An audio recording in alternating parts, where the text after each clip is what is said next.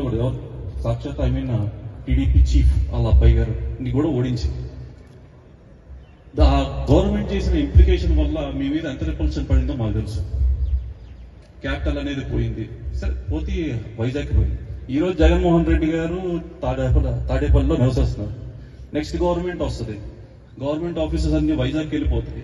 Most of the development మళ్ళీ ఆగిపోతుంది. అంటే నేను మన కాన్స్టిట్యున్సీ గురించి మాట్లాడుతున్నాను sir, not about the other things. Next land values పడిపోతాయి. ఈ అపర్ణ కమ్యూనిటీ గురించి చూసుకుంటే సార్, ఎంతో మంది రైతులు మన రెడ్డి కమ్యూనిటీకి అండ్ చౌదరి కమ్యూనిటీలో ఉన్న వాళ్ళు ఉన్నారు.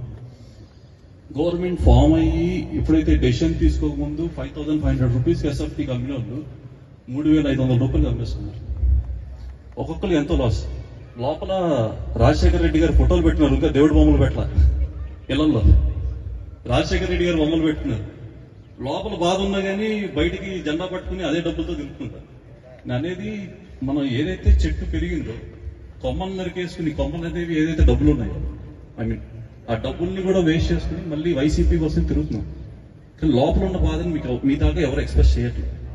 కానీ వీటి మీద కొంచెం రెజల్యూషన్స్ మీరు చూసి, అంటే మీరు గవర్నమెంట్తో మాట్లాడతారో ఆ రిపల్షన్ మీ మీద పడి లావణ్య గారి మీద పడితే అవన్నీ జరుగుతూ ఉంటున్నాయి ప్రజెంట్ యాజ్ ఆఫ్ నో, బయటికి చెప్పుకోకపోవచ్చు. కానీ